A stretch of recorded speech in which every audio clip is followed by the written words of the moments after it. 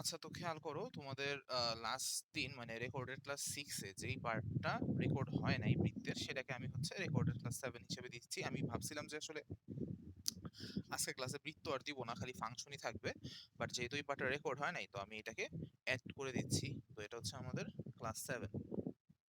ওকে, তো এখন আসি যে এইটাতে আমি কি করাচ্ছিলাম বা কি করাইছিলাম, সেটা হলো যে স্পর্শবিন্দুর স্থানাঙ্ক, অর্থাৎ দুইটা বৃত্ত আমরা জানি যে কখন পরস্পরকে স্পর্শ করবে সেই শর্তটা আমরা দেখছিলাম যে হচ্ছে দুইটা কেন্দ্র, একটা হচ্ছে C1 কেন্দ্র, একটা হচ্ছে C2 কেন্দ্র।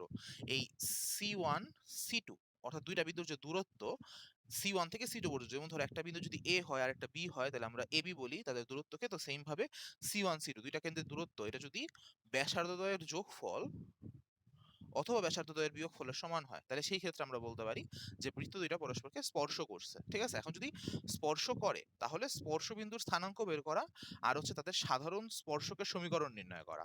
তো আমরা দুইটা কেসে এটাকে ভাগ করতে পারি। একটা হচ্ছে কেস ওয়ান। কেস ওয়ানটা হচ্ছে যদি পরস্পরকে তারা বহিস্থভাবে স্পর্শ করে। বহিস্থভাবে কিভাবে বুঝবো? যে C1 C2 ডিস্টেন্সটা কি হবে?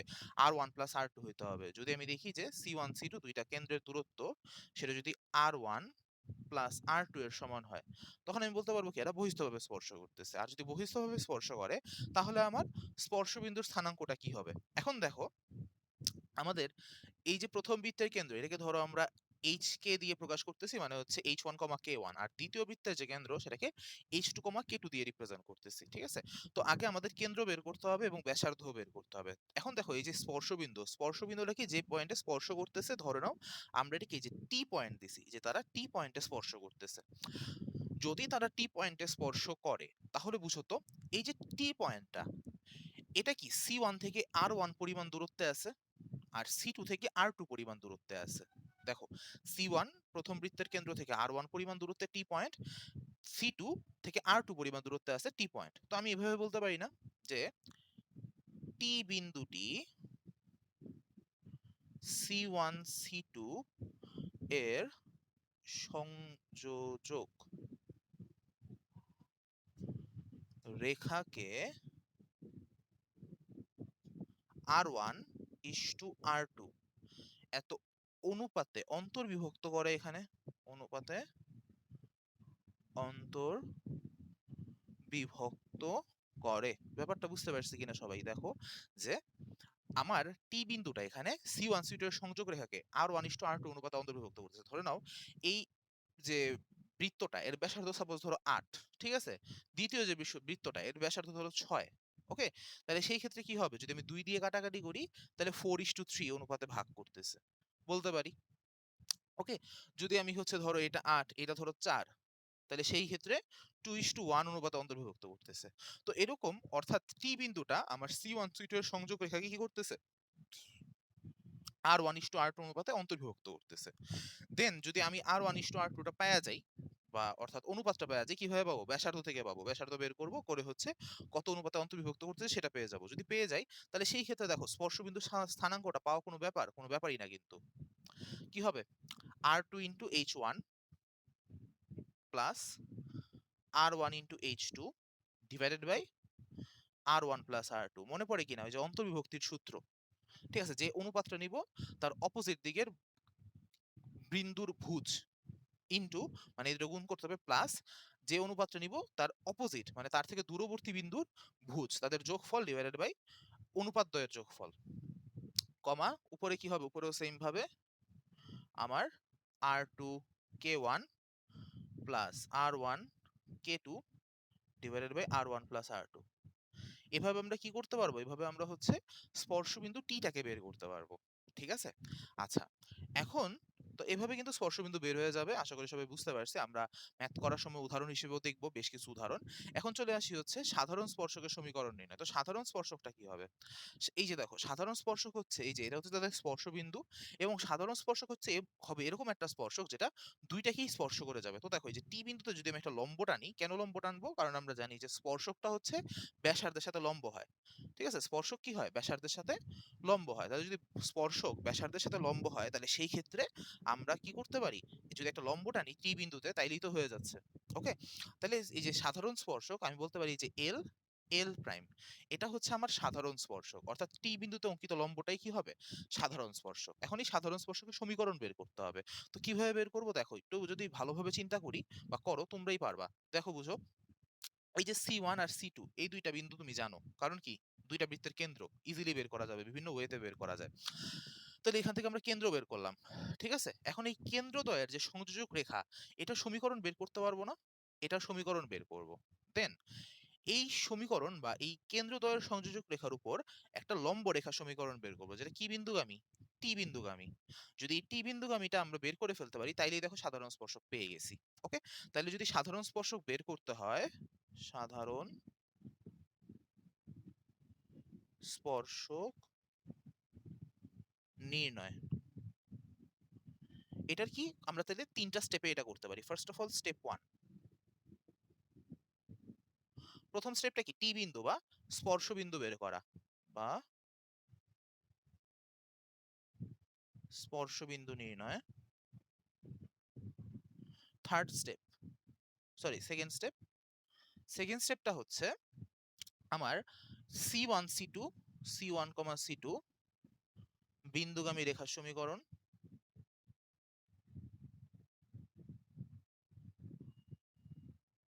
এটা আমরা নির্ণয় করব। আর লাস্ট অফ অল স্টেপ 3, এই তিনটা স্টেপ মানলেই হয়ে যাবে। দেন থার্ড নাম্বার স্টেপটা হচ্ছে এই যে আমার C1 C2 রেখাটা পাইছি, C1 C2 রেখার কি করব, লম্ব রেখার সমীকরণ বের করব। লম্ব রেখার সমীকরণ, তো এখানে কি একটা কে থাকবে, ঠিক আছে, যেটা এই কে বের করার জন্য কি করতে হবে, যা টি বিন্দুগামী অর্থাৎ স্পর্শ বিন্দুগামী হবে, এখান থেকে আমরা কে এর মানটা, যেটা আননোন থাকবে কে, সেটাও পেয়ে যাব। বুঝতে পারছি কিনা?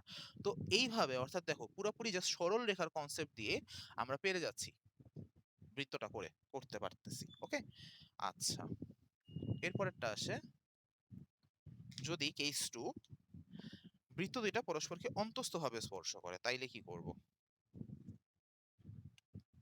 আচ্ছা, তো এটা ধরো আমার বৃত্ত দুইটা একটা আরেকটাকে অন্তস্থভাবে, মানে একটা আরেকটার বড় বৃত্তের ভিতরে একটা ছোট বৃত্ত আছে, তাহলে আমরা বলতে পারি যে অন্তস্থভাবে স্পর্শ করতেছে, ঠিক আছে।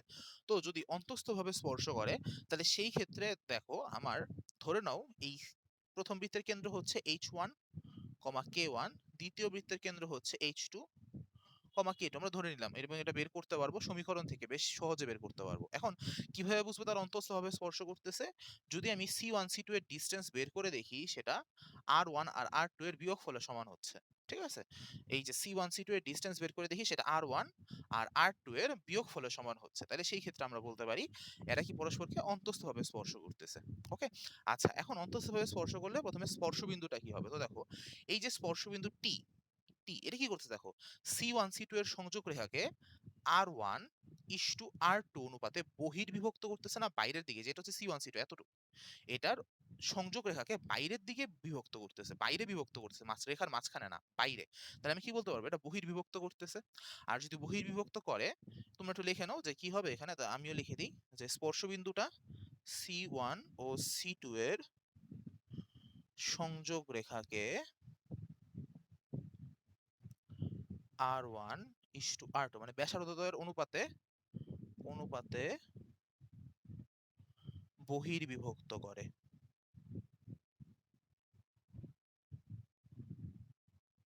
তাহলে এখান থেকে দেখো স্পর্শবিন্দুর স্থানাঙ্কটা কিন্তু খুবই সহজে পাওয়া যাওয়া যাবে। সেটা কি, সেটা হচ্ছে R1 H2 minus R2 H1। R1 টা C1 এর সাথে কানেক্টেড ছিল, যার সাথে কানেক্টেড না তাকে নিতে হবে। R1H2 minus R2H1 divided by R1 minus R2, cause বহির্বিভক্ত তাই মাইনাস হচ্ছে মাঝখানে, R1K2 minus R2K1 divided by R1 minus R2। এভাবে আমরা স্পর্শবিন্দুর স্থানাঙ্ক পেয়ে যাব। এখন যদি আমাদের সাধারণ স্পর্শকের সমীকরণ বের করতে, তাহলে কি করতে হবে, সব আগের মতো, কি আগের যে স্টেপগুলো লিখলাম সেগুলাই, জাস্ট তোমরা এটা দেখে তুলে ফেলতে পারো, যে C1 C2 এর সংযোগ রেখা সমীকরণ বের করতে হবে। দেন C1 C2 এর সংযোগ রেখার উপর লম্ব রেখা সমীকরণ বের করতে হবে, যেটা কি বিন্দুগামী, টি বিন্দুগামী। তাহলে স্টেপ 1টা হচ্ছে টি বিন্দু বের করা বা সাধারণ স্পর্শ বিন্দু বের করা, বা স্পর্শ বিন্দু বের করা, সরি সাধারণ স্পর্শ বিন্দু হয় না, সাধারণ সরি স্পর্শ বিন্দু বের করা। তারপর হচ্ছে C1 C2 এর সংযোগকারী রেখার সমীকরণ বের করা। দেন কি, এদের উপর লম্ব রেখা সমীকরণ বের করা, যেটা টি বিন্দুগামী, তাইলেই দেখো সাধারণ স্পর্শক এল এল প্রাইম পেয়ে যাচ্ছি। ঠিক আছে? সাধারণ স্পর্শক এল প্রাইম পেয়ে যাচ্ছি। ওকে?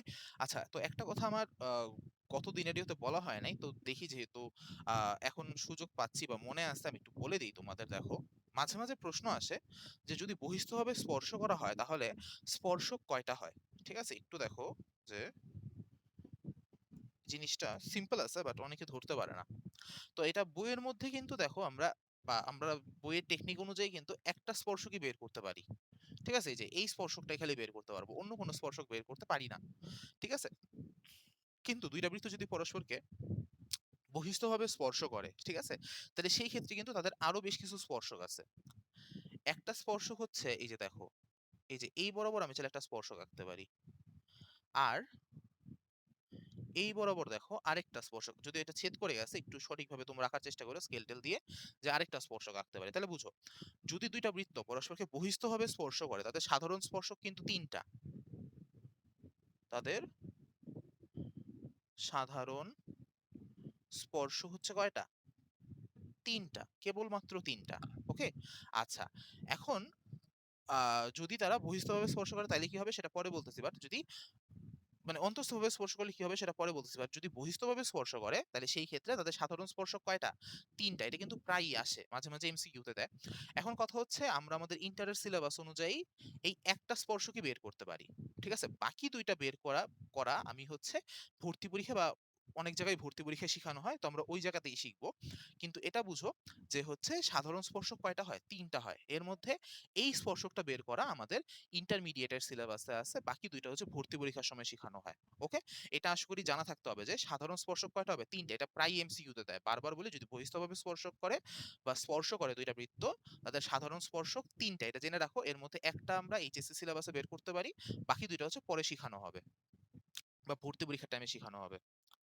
আর যদি ২ টা বৃত্ত পরস্পরকে অন্তস্থভাবেই স্পর্শ করে, তাইলে সেই ক্ষেত্রে তাদের সাধারণ স্পর্শক একটাই হবে। বুঝছো? আর কোনো কিন্তু স্পর্শক হওয়া সম্ভব না। কেন? কারণ যদি আমি ধরো ২য় বৃত্ত দিয়ে আর কোনো জায়গায় স্পর্শক টানতে যাই, সেটা কিন্তু ১ম বৃত্তের ছেদক হয়ে যাবে। এটা কিন্তু কখনো মানে স্পর্শক যদি স্পর্শক হইতে হয়, তাইলে ছেদ করতে পারবে না। ঠিক আছে? এক বিন্দুতে যেতে হবে। তাইলে এর মানে অন্তস্থভাবে স্পর্শ করলে সাধারণ স্পর্শক কেবল একটাই। সাধারণ স্পর্শক কয়টা? মাত্র একটা। ঠিক আছে? তো আশা করি এই জিনিসটা সবাই বুঝতে পারতেছো। আর যদি এটা সাধারণ স্পর্শক বের করতে বলে, তাহলে এটাও কি করবা? আগের মতো করে ৩ স্টেপে করে ফেলতে পারবা। ঠিক আছে? তো এটাই আমাদের বাকি ছিল বা এটাই আমি বা এটার রেকর্ডেই হচ্ছে সাউন্ডটা আসে নাই। তো সবাই আশা করি এখন বুঝতে পারছো। তো এই পার্টটাকে কমপ্লিট করে ফেলবা। ঠিক আছে? তো সবাইকে ধন্যবাদ।